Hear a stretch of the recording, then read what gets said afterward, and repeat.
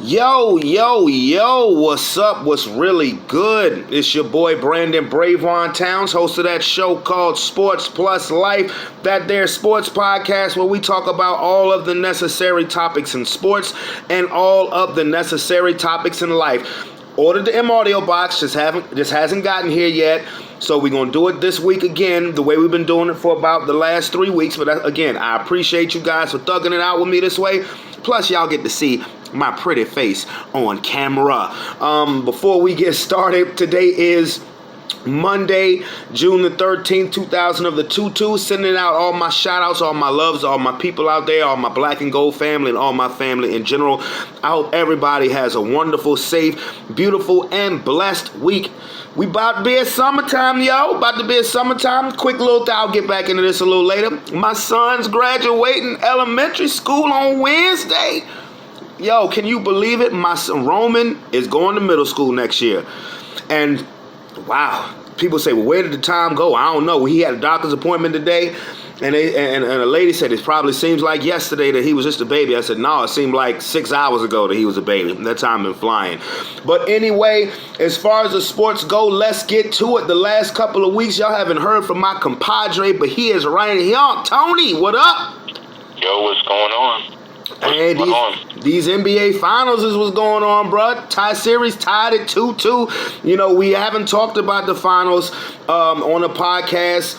We haven't talked playoffs really since the conference finals. So what do you think of the finals thus far? 2-2 Game 5 tonight. I stick with my assessment. I believe the Celtics will win. The Celtics were the better team going in. The only reason why this series is 2-2 is something you said is keeping Golden State in this series, and that would be the championship DNA. Championship DNA. That literally is the only reason why the series is 2-2, because Steph Curry has, on the games that Steph Curry is Steph Curry, then the Golden State Warriors are in the game, and they have won, which is why it's 2-2. In the games that Steph Curry does not Steph Curry, it's not even close. And we haven't had an explosion yet, a true explosion from either one of the main Celtics components. Right. They've had decent games, but this last game that they lost, Tatum played subpar. Yeah. In the box it showed this, but he was 23. He was 8 for 23. No, he had a bad shooting night. So it's what I'm looking at when you look at stuff like that. You say, if Tatum even shoots 50%, then Boston wins. And here's the crazy thing about it is Tatum is shooting just under 50% from 3, but he's shooting like 28% from 2. Right. And that's a trip. I honestly, so if the Celtics were to win the series as it stands right now, would you give the MVP to Tatum or Jaylen Brown? I would say Jaylen Brown. Yeah, I agree. Simply because of consistency, but here's where this series is different. Again, going in, everybody's looking, Jordan Poole, Golden State's depth lineup. Oh, man, Golden State's depth lineup has been dead. Mm-hmm. Whereas you have Marcus Smart, who is contributing, on both ends of the court. Yeah. So their third best player, arguably, is actually doing what he's supposed to do on the Celtics, but on the Golden State Warriors, who is their second and third best player. Klay Thompson, Klay Thompson's back. Golden State gonna be this. No, Klay Thompson is fully healthy, but looks mediocre. Yeah, Klay Thompson, I believe that he will be back to more normalcy next season, because it generally takes a season. When you have injuries like that, it generally takes you a full season before you get back to your true self. And keep in mind, he's 32 years old now, but I will say this about Klay last game. His fourth quarter defense on Tatum and Brown was great. That's the best defense I had seen him play all series. Who has to be their third best player? I think you saw it on Game 4. Andrew Wiggins. Andrew Wiggins. He has to be. I mean, come on now, dude was a starter in the All-Star game. So he has to play to that level again. And 17 points and 16 rebounds was awesome, because Draymond Green is playing horrible. I mean, he is playing awful. And then the other problem is, okay, Wiggins gets that, but then if Horford gets 20, Celtics win. Yeah. If he gets 20, it's almost a guarantee they won the game. Well, what was it in Game 3? The Celtics stat line for Game 3, Tatum, Brown, and Marcus Smart all had 24 or better. Yeah. That's crazy. That was the first time that happened since 1984, the Lakers, with Magic, Kareem, and Coop. But that's crazy. That's crazy, but I know you're going with Boston. I've been saying Golden State all year out of the West. So, we're going to agree to disagree. You've been right about Boston thus far, these whole entire playoffs. I mean, you have been absolutely right about Boston. You're right, but I do agree with you when I say Boston's a better team because they are. I mean, I'm not going to disagree with that. They're the bigger team. They're the more athletic team. This is a series where Golden State really could have used the services of James Wiseman. But Steph is putting them on his back. And if Golden State wins this series, Boston is going to look at themselves and be like, how? Like, how? Well, it's pretty easy, Al. You called it. It's okay. What I said in terms of Jason Tatum, going into a lot of these series, Tatum is a star. Yeah. Now, you don't necessarily look at him in the same light as you look at LeBron James or Steph Curry or anybody like that. But Tatum is there. Like, from a skill standpoint, he can be that dude. Yeah. And he proved it against Kevin Durant. Yep. That being said, proved it against Giannis, too. Sometimes he's shooting this from 3, but 2 point. Yeah. 2 point. I don't, maybe it's a psychological thing, maybe it's whatever. But if he has those, when he's off, he's off. When he's on, he's on. Mm-hmm. That's the only thing that he has to hold in his game. And if he ever gets that solved, then yeah, we'll be talking about him in the same light because it's clear that dude was headed toward that trajectory. Yeah. All it takes is 2 more games of that dude, and this series is over. No matter what Steph may do, if it's 2 games of that dude, this series is over because Boston has enough number 2 guy, number 3 guy, number 4 guy, number 5 contributions. Right. That you feel like the series is over with. Golden State, like you said, there is no sign, nothing indicating that Draymond Green is all of a sudden going to return to the form of Draymond Green maybe 5 years ago. Right. There is no sign that Klay Thompson will ever return to previous Klay Thompson. You're saying maybe it takes a year for him to get back 32. Yeah. We rarely see that turnaround at that age where you get back. Well, the one thing I always thought that Horford may be the only example of that in recent history. Well, the one thing I always thought was to the Klay's advantage is that his game was never built on athleticism. To me, the biggest thing that would have to return for him is his quickness of foot, as far as running around, getting off screens, and I knew that when he came back, the area where he was going to be affected most was defensively. I knew that. I mean, that's why I complimented him on his defense for Game 4, because he's not the same. He has not been the same. Klay Thompson was an elite defender pre-injury. Now that to me has suffered the most, but he D'd up Jaylen Brown, he D'd up Jason Tatum, and you have to. I mean, he did that game. I mean, can they do it enough to win 2 more games? We'll see. What's your call for tonight's game? Celtics. It's been, the pattern has been Celtics. Warriors, Celtics, Warriors. Golden State. Yeah. So why would that change? Yeah, and Boston has not lost back-to-back games, playoff games, all season. This whole playoff run, they haven't lost back-to-back games. So, yeah, I mean, if you're a Boston Celtics fan, you definitely should be encouraged because you haven't gotten that game from that dude, Jason Tatum, and the series is tied at 2. But then on the contrary, I could say, well, if you take away the Celtics' fourth quarter explosion in Game 1, this could very easily be a 3-1 Golden State lead. Depends on how you choose to look at it. This is true. But it really depends on the way you look at it. Because to me, the game Golden State let get away was Game 1. I think should the Celtics take this game tonight, they need to go into the mindset of we pull out all stops. We need to close this in Boston. Right. We need to close it here because if you don't, then you get that opening for championship Yep. And all they got to do is be their old selves for one more game. Yep. So you need to look at it as this needs to be the game we take the lead, but then that next game, I don't care what you got to do. Even if Tatum's playing 48 minutes, you need to be on that court 48 minutes. Yeah. Yeah, because the way I saw it, I saw it as that if Boston won this series, that they would do it in 6. I mean, now I could be dead wrong, but I don't foresee Golden State losing another Game 7 in the NBA Finals at home.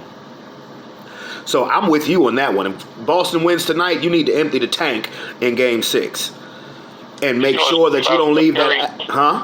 You know what's funny about Steph Curry, though? The funny thing about him, and you've seen it, you may not have actually actively thought it like I think it about him, but these games when he's off and he's missing shots, i.e. the claps with them against the Celtics, his body language speaks volumes. Oh, yeah, The hierarchy of when you think of greatest players ever to play the game, and watch Steph Curry he's amongst the greatest to play the game, but he's second tier in terms of the greatest to ever play the game. Yeah. Because when he's down, he's down. Yeah. LeBron, when his shot ain't falling, he ain't scoring, he does other stuff. Right. So I'll at least say that. When Steph is bad, Steph is just bad. Yeah.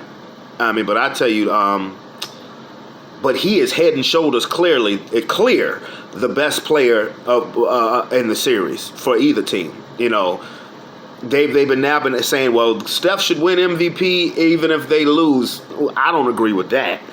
But it is clear, like in 2015, it was clear that LeBron was the best player, you know, of the series. But I'm not. If I'm a player and I win Finals MVP, but I don't win the championship, I don't want the damn trophy. Right. I mean, for real, I don't want it.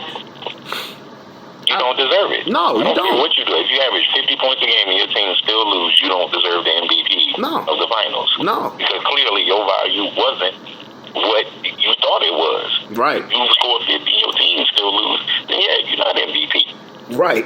Exactly. And Steph is averaging 34 points a game. And keep this in mind, people. You know why I say that? You know why I say that? Because we saw, I guess the best example I could think of that is a guy like Robert Horry.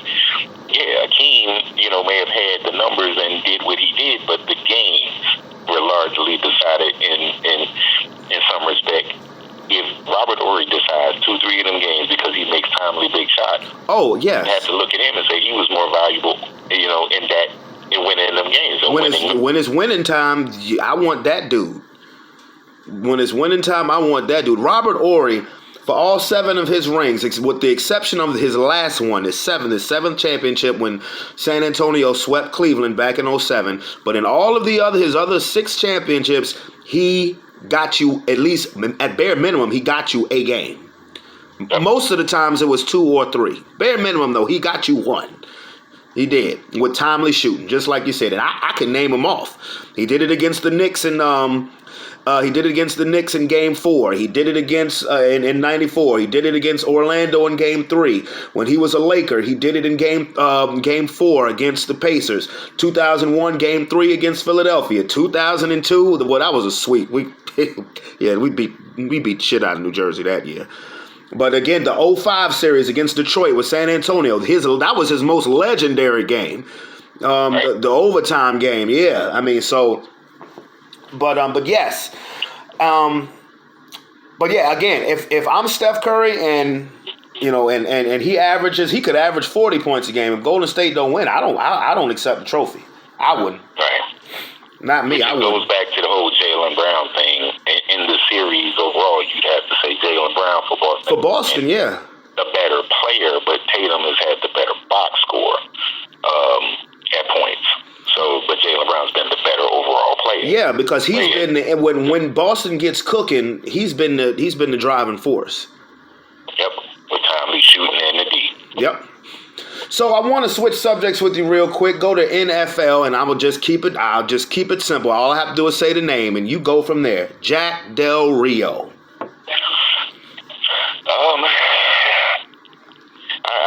I don't know what to think. I literally have no opinion. I do. And here's my opinion. Why the hell are you apologizing? honestly, other than for publicity, or Washington made you apologize. You said what you felt. I wouldn't have even fined him. You said what you felt. I mean, because what's the fine going to do? What's the apology going to do? It ain't going to change your mind. You said what you felt. Because not only, because you said it twice, you tweeted it, then you said it in a public interview. Right. You know, so, I mean, to me, the apology is a waste of time. To me, if you want to send a message, fire him. Don't fine him. Fine don't mean nothing. If anything, if you really want to send a message, that should have cost him his job. I'm not saying they should fire him, but I'm saying the BS apology and the BS fine does nothing for me. I mean, I was listening to Ryan Clark talk about it. And the only thing where I disagreed with Ryan Clark about it is when he said either he's not aware, and I was like, stop right there. After the spring and summer of 2020, everybody's aware. It just all depends on whether you care or not. Right. Because he's aware of the sensitivity of racial stuff, this, that, and the third. It's just, if it doesn't affect your world, that's why you don't hear Tom Brady say shit about it. Because I can guarantee you, with all the stuff that's happened since 2020, Tom Brady don't give a damn because it doesn't affect his world. So, but he's definitely aware. That's why I disagree. And I'm just curious of how his defense is going to respond to that. And are there any white players on Washington's defense that you know of? Kerrigan's in Philadelphia. Well, I think that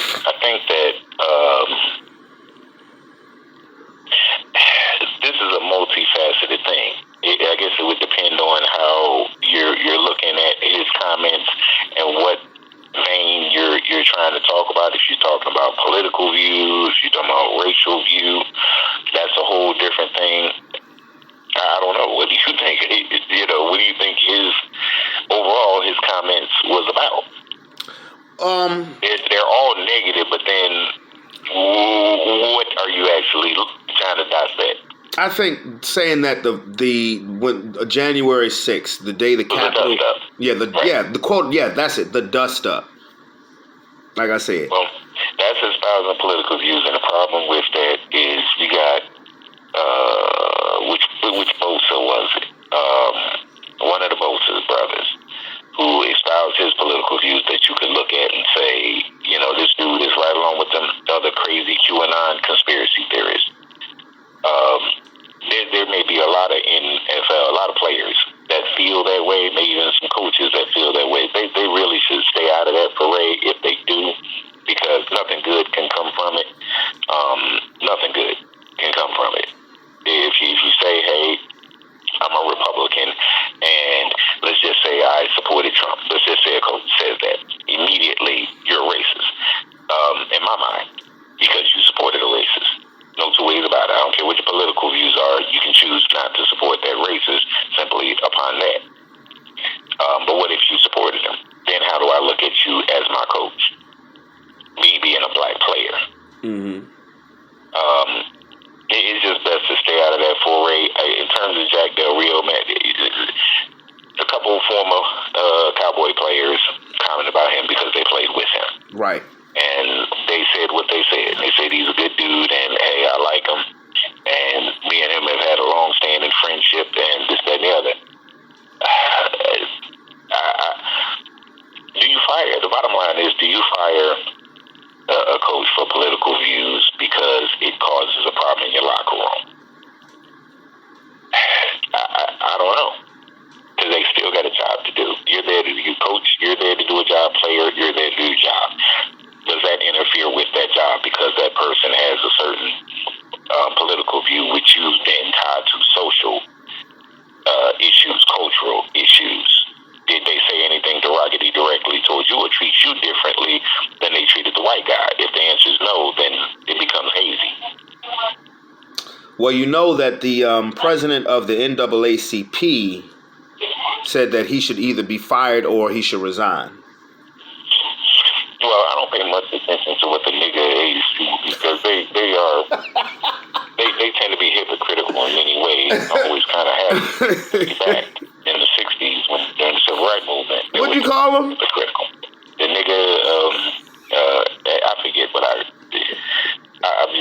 don't have a lot of respect for that organization because, again, they sometimes move in directions that the wind blows if they think it's advantageous to them. That sounds like the NFL to me. And in terms of the NFL, I mean, they're a business. And if you hurt that business, then they'll do what they'll do. But if it doesn't hurt that business, then they won't. And that's where they are with it. That's where most companies are. So I say what it boils down to, man, is players. Has he ever said or done anything that you felt was discriminatory or anything in terms of that? If the answer is no, then he's doing his job and he should be fired despite his views on that. Because it hasn't impacted you personally other than what he said. And, I mean, that's how I feel about it. Because for all we know right now, you know, we have the history of, say, somebody like Red Auerbach. I use him as the best possible example because he was coaching during an era where civil rights was a thing. Right. And he chose to, as a coach, do certain things, whether it was promote Bill Russell and make him a coach player and, you know, welcome black players on the team. But it may have only because he realized that we was the best choice. We were most athletic and we would have been the best choice to play basketball. Right. What if he, during that time, was along the lines of he didn't believe that black people should have other rights, you know, whether it was voting or whatever. But if he never espoused those views, never treated any of them players different than he treated, say he didn't treat Bill Russell any different than he treated Bob Cousy, how then did you look at Red Auerbach as a coach? He was still a great coach. He didn't discriminate against Bill Russell, didn't treat him any less a man than he did Bob Cousy, but outside of that, he may have had a whole different view. Yeah. So that's why I say it just comes down to players, man. Yeah. It shouldn't be an organizational thing. It should be a player thing. But from an organization standpoint, if that somehow hurts your franchise image and financially, which image would translate to financial, then you have a leg to stand on and say, hey, we got to part ways because that was bad publicity and it's hurting ticket sales. And, you know, that's the last thing that the Washington Commanders, that's such a corny name, I'm sorry. That's the last thing they need because that organization has had bad pub consistently for the last couple years. Now, make no mistake, in no way am I abdicating Jack Del Rio. He shouldn't have said shit. If that's how you felt, you should have kept it to your damn self. Because frankly, no one cares. But now you've made people care. Right. And whatever happens, it's on you, bruh. Yeah, yeah.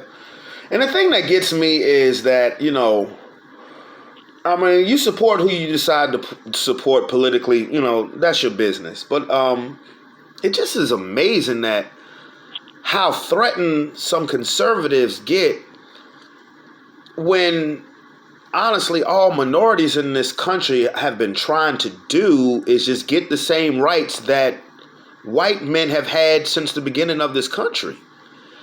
They're not threatened. They're not threatened in the way they profess to be threatened. At the end of the day, it's simply put, fear of a black planet. They know the history. It's always been that. And it's fear of a black planet. They fear that they will become they are the minority in the world context.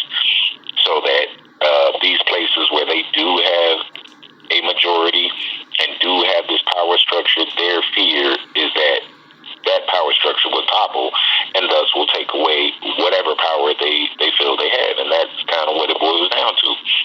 They will say, we're watching January 6th hearings where literally they're saying the quiet part out loud that, yeah, you know the election wasn't stolen. You told the man over and over, pointed out facts of how the election was, gave him data that showed the election wasn't stolen, but you'll say it was anyway because it challenges your power. Well, what does the white establishment do? Make it the face of black America of uneducated, savage criminals. They would prefer us represented that way to stoke the fears of the general public so that they never want to see us in power positions. Right. They never want to see a power structure that is all-inclusive or dominated by those melanated faces because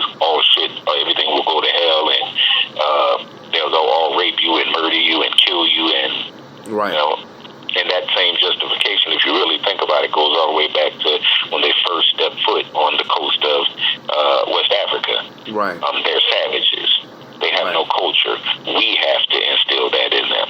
Right. And just to reiterate to my listening audience, which has gotten bigger, which is, has been growing and getting bigger. I love y'all. I talk about these topics. I have no problem talking about these topics. I'm not a racist, but I'm a realist. And the part where some people get it twisted with me is I speak what I've seen. And sometimes people sometimes people take that the wrong way.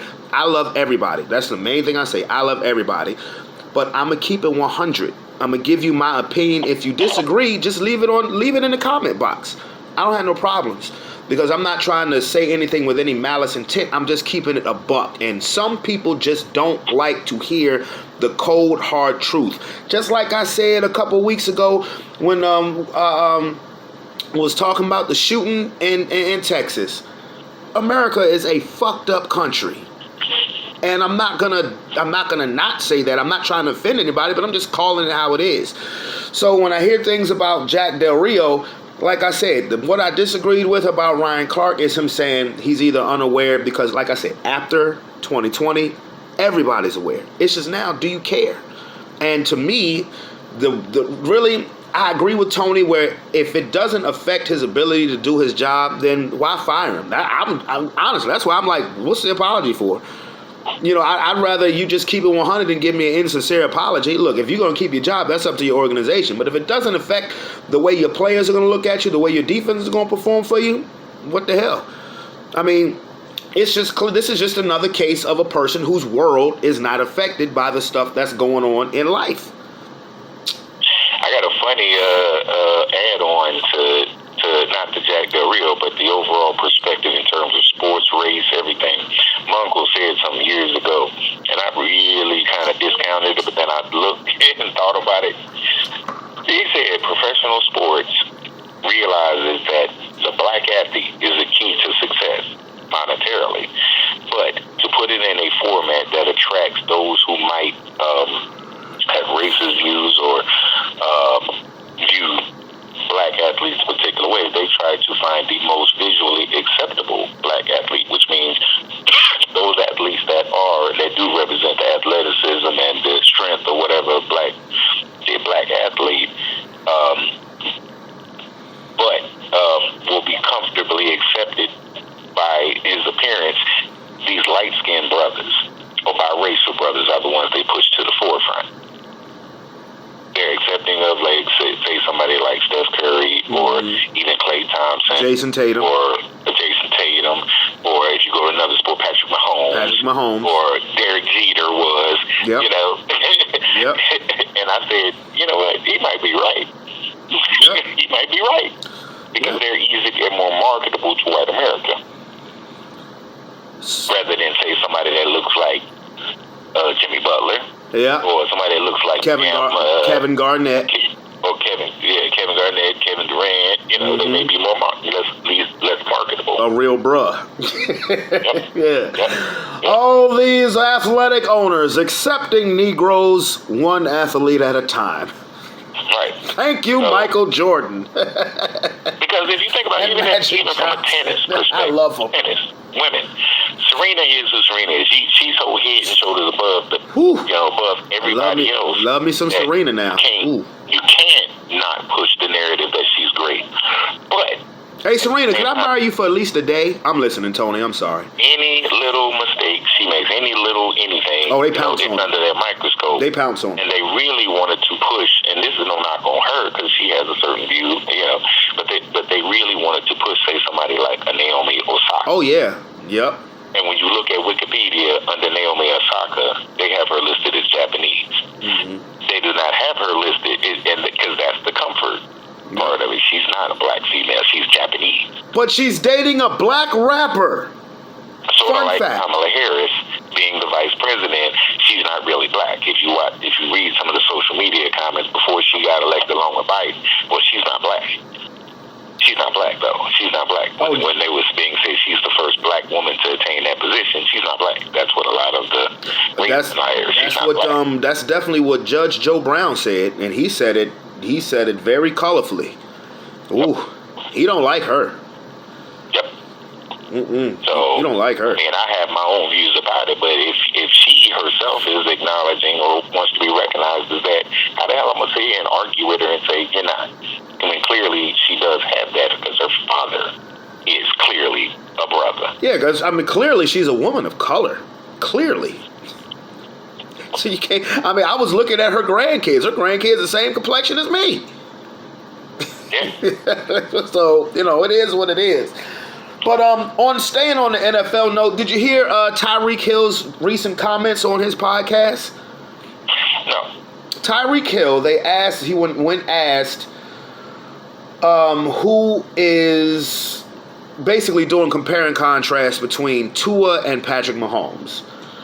And they said, what do you think the differences are between Tua and Patrick Mahomes?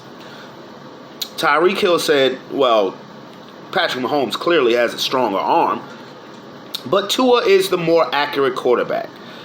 And then Drew Rosenhaus, his agent, piled on to that to say, well, yeah, there were some times in Kansas City where we felt Tyreek was underutilized. And so, everybody is taking it as that Tyreek Hill is throwing shade at his former team.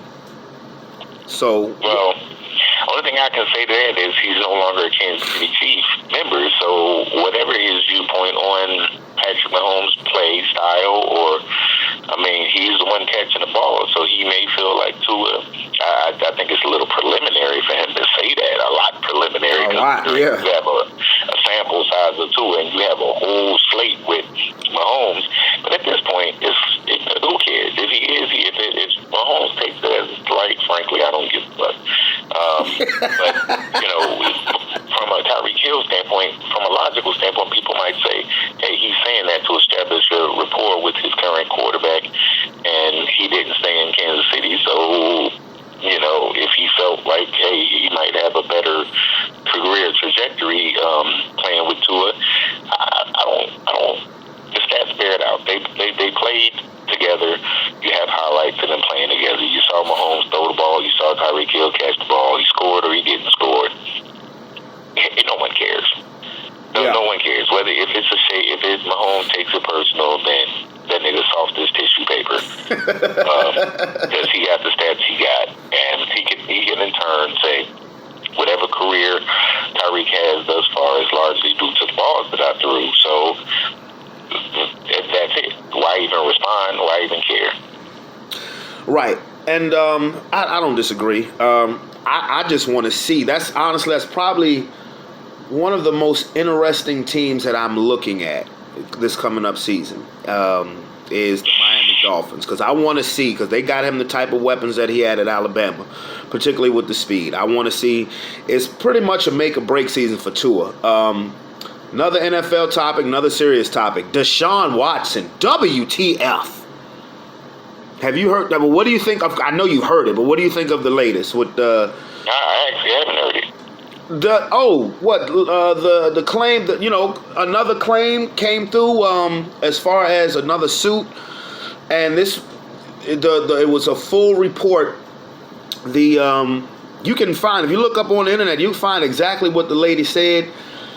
The lady said that he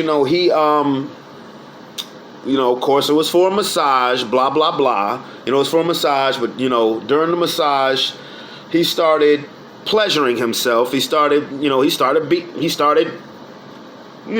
know you can't see what I'm doing, but he started stroking.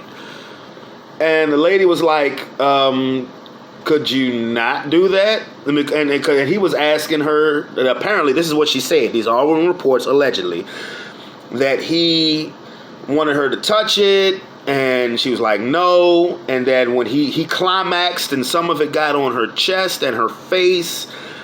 And when she went in the room to clean it off, that he sent $150 to her Cash App. I'm sorry. I don't mean to laugh, because if this is true, that is truly disgusting. But the $150 to her Cash App is so disrespectful. Well, first of all, when was this? And when did she claim this happened? I know, 2020? Okay, let's put it in this context. First of all, the allegations against him, I think, were after that time. right? No, all of the allegations span from 2019, 2018 to 2020, and also the Houston Texans are now being sued as well because they're saying there's reports out that that all of these girls that he was seeing, he kept getting, having them sign these NDAs. And that the Texans organization would provide him with spots to meet these women. So now they're in the case now.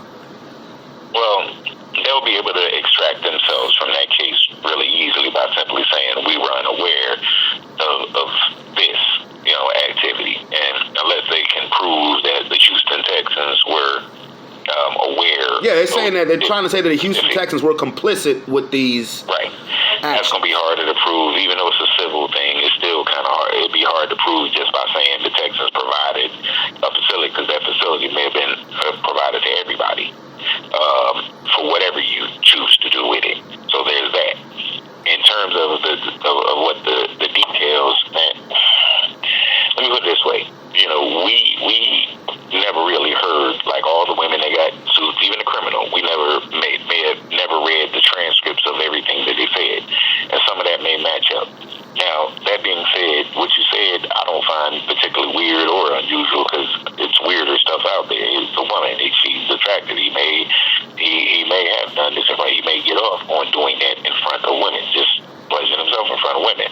Generally speaking, as a man, there are women that say, I'll say from a man's standpoint, we get off on watching women do it. So why wouldn't it be the reverse? So I don't think that that's anything unusual. The only thing I find unusual, what you said, is he did it on her chest and this and that. So where was she sitting that he got it on her chest and everything? It sounds like she might have been down on her knees or something. Try to get a facial. That's my opinion.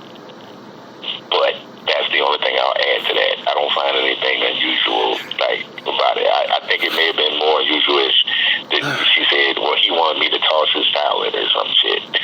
Well, maybe. Then I would look at Deshaun maybe a dude, but beyond that, no, I have no feeling on that, that activity within the activity. Well, if you Google the report, it's very it's a very graphic. But now what's being said is that a lot of people don't think he's going to play this season again. A lot of people, because remember. At the end of the day, I think that Goodell is going to be forced because it won't die. If it died down, then maybe fairly or unfairly, Goodell might be able to just ignore it for the sake of ignoring it. But because that outcry is still going to be relevant, and the women's groups are going to continually use it, and it'll reignite around the beginning of the season. If he hits that field, the women's groups are going to stand on their soapbox and say, this is another example of men, blah, blah, blah, blah, blah.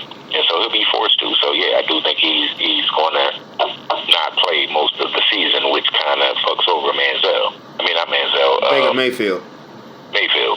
I mean, and because, see, this is what happened. Like, it started all, because at first, once it was deemed that he wasn't going to be criminally charged, it kind of died. The situation died down.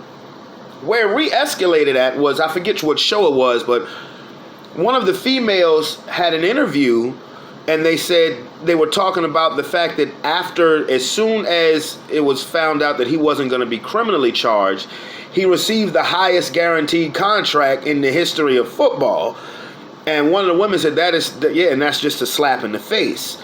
Then you heard a couple more allegations come out, and now, what's being said, floated around now, is what Major League Baseball did with Trevor Bauer, the pitcher, of how even though he wasn't criminally charging anything, and this stuff just came from one woman, but, the story was so graphic and so disturbing that they suspended him for 2 seasons. He's still currently serving a suspension. So you look at that situation, you look at Deshaun Watson now with the total of women that have said something, it's now up to like 66 or some crazy shit like that, that they're saying, how can they let him play? Because you figured that how they can let him play, bear in mind, we had a dude that and it was pretty graphic, that had Russian hookers on him, yet he became president. So there you go. If you can see what I'm doing right now, I'm pointing to my skin right now. In response to your comment. And it was known, he had him on tape saying grab him by the... Yep, well, I remember that, yeah. And it made no difference. That's right, he had Russian hookers piss on him. Boy, he was on this R. Kelly stuff. If Deshaun Watson can play football and can score touchdowns, throw touchdowns, and help that team win and put butts in the seats... Yep, you know that's all that matters. That's all it's going to boil down to. And if it takes away from that, then Goodell will act appropriately. He will sit him if it becomes such a thing that it's hurting that dollars amount and butts in the seat. That's all it is. Yeah. That's all it is. And we know this because we've seen through the years, whether it was even Ray Lewis, man. Even Ray Lewis, his situation, ultimately the criminal did not, but just the appearance did not. From the NFL perspective, you need to be on that field because you make that money. And plus, I know what you're talking about, the situation that happened in 1999. Right. But Leonard Floyd, same thing. Yeah, as far as Ray Lewis's situation, it's so much more media outlets now. I'm pretty sure if that situation that Ray Lewis found himself in happens today, oh my God, I guarantee you, he's definitely getting hit with some type of suspension. If that happened, if what happened then happened today, even though he wasn't criminally charged, just because you found yourself in that situation, and that's what Roger Goodell based his suspensions off of, most of them. I'm not talking about Ray Rice or Greg Hardy. Situations where, there's no criminal charges, blah, blah, blah, but the fact that you brought this negative publicity to our league, you're going to be sat down for X amount of games. Now, Deshaun Watson could counter and say, well, hell, I sat out all of last season. But at the same time, if you connect the dots, remember coming into last season, he said he was never playing for the Houston Texans again. Right. So on a lighter note, that image thing, it carries over to even former players with the NFL about the financial aspect. If you are not. If you are a person that can generate publicity on any level that, again, generates revenue or put butts in the seats for the NFL, and you are a former player, they will overlook certain things. But if you are not that guy, like Marvin Harrison. Oh, my goodness. Post-retirement, that happened. And Marvin Harrison was the type of guy that you would have seen sitting his butt being an NFL commentator or spokesman. Mm-hmm. In his post-football career. Where's Marvin Harrison now? Anybody know? Marvin Harrison sighting? Nope. Disassociation. They say Marvin Harrison was a gangster. Yep. They say that he got niggas knocked off. But during his NFL career, you never heard nothing about that. He was just a quiet guy. Nothing. He was a quiet guy. It'd be just like Deshaun Watson, for real. The quiet man, them quiet dude you gotta look out for. I swear for God. They will look, the NFL will off you publicity wise that you even played for them so quick. Jamie Sharper. Darren Sharper. Yeah. Yep. That you ever even played. You would never think that dude even ever played. And that one hurt, man. That one hit home because I'm, one of my best friends is his first cousin. I'm like, I'm cool with that family. That one hurt. That shit hurt. And then you ask yourself why. Sort of like you were asking ourselves why. Even if any of this is true with Deshaun Watson, why? Dude, you're a millionaire. You can get this, that, and the other. Going to get Instagram chicks, like literally is just doing it because they want to. Instagram chicks, bro. Like, really? Right.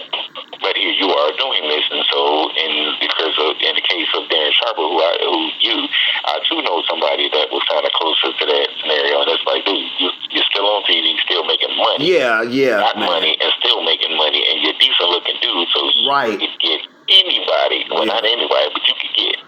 Pretty much. I mean, he was drugging them. He was with Gabrielle Union before she was with D Wade. Right. Gabrielle, I mean,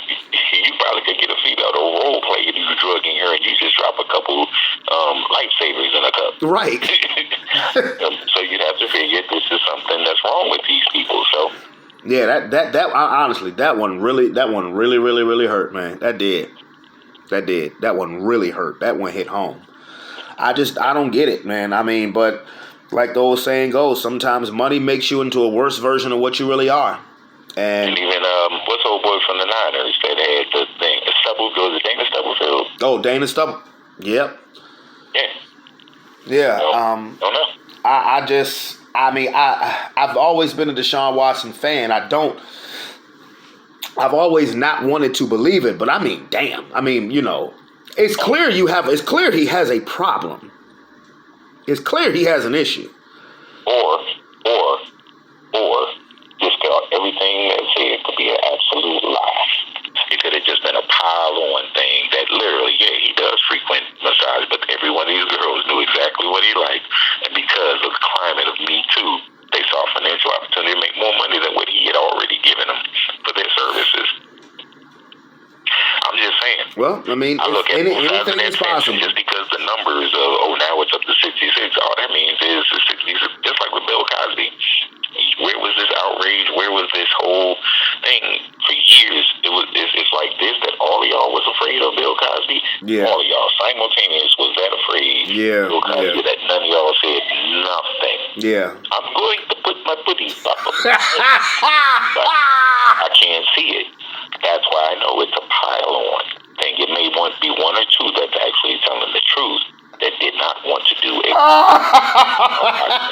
But everybody was not in this literal state of disgust, and they didn't know what he was about, and this, that, and the other, because some of them frequent him more than once. And how do you explain if you're in a state of disgust and feeling disrespected and sexually harassed and assaulted, why then would you walk back into it? Because of the pudding boxes. Because I was afraid that he would do what? What's Deshaun Watson going to do to you that makes you show up again to get jacked off to?